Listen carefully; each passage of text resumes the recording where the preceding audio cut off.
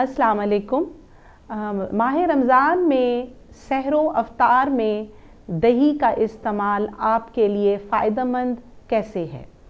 दही के एक बाउल में तकरीबन 61 कैलोरीज़ होती हैं और इसमें से अगर आप बलाई को ऊपर से हटा देते हैं और इस दही को आप सहरी में इस्तेमाल करते हैं तो यह आपके लिए बहुत ज़्यादा बेनिफिशियल है।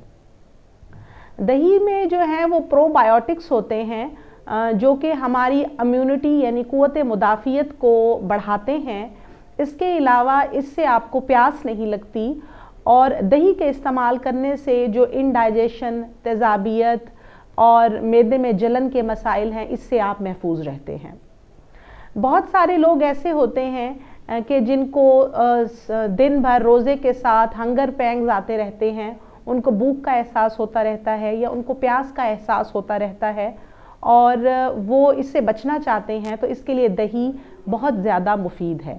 सहरी के टाइम आप एक बाउल दही महफूज तरीके के साथ इस्तेमाल कर सकते हैं और बेहतर तो ये है कि जब आप सहरी बिल्कुल ख़त्म करने लगें तो आप दही का इस्तेमाल करें और इसके बाद सूरत फातिहा की एक दफ़ा तिलावत कर लें तो आप पूरे रोज़े के दौरान प्यास से महफूज रहेंगे, क्योंकि दही आपके हाइड्रेशन लेवल को ना सिर्फ मेंटेन करती है बल्कि जो इंडाइजेशन की फीलिंग आपको, तेज़ाबियत की फीलिंग आपको दिन भर होती रहती है उससे भी आपको महफूज रखती है।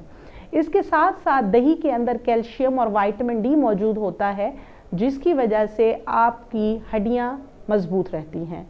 अब दही के इस्तेमाल में आप इसके अंदर फ्रेश फ्रूट्स का इस्तेमाल कर सकते हैं, इसके अंदर आप खुश्क मेवाजात डाल सकते हैं जिसकी वजह से ट्रिप्टोफैन और सेरोटोनिन का इफेक्ट आ जाता है और ये हैप्पी हार्मोन्स कहलाते हैं जिसकी वजह से आपका मूड भी दिन भर अच्छा रहता है।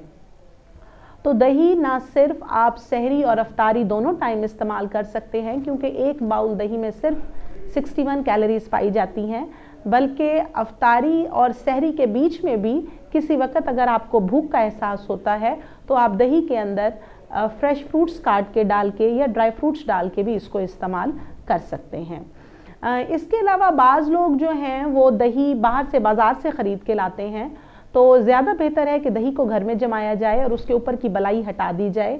तो जब आप ऊपर से फ़ैट को उतार देंगे तो दही की कैलोरीज़ मज़ीद कम हो जाएंगी।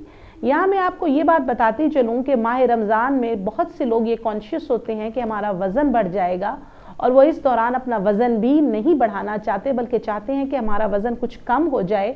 तो आप जब भी दही को इस्तेमाल करें इसके ऊपर की बलाई को उतार दें।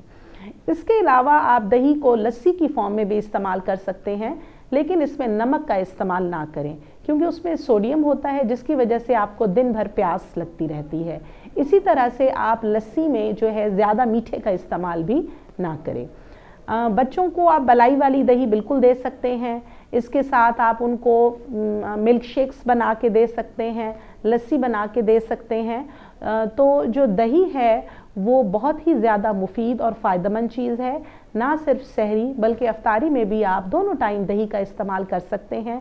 सहरी में दही लेने से आप दिन भर प्यास से महफूज रहेंगे, आपके हाइड्रेशन लेवल पूरे रहेंगे, आपको एसिडिटी और तेज़ाबियत का मसला नहीं रहेगा, आपकी इम्यूनिटी बूस्टअप होगी और आपको वीकनेस और लेथार्जी महसूस नहीं होगी। Thank you so much.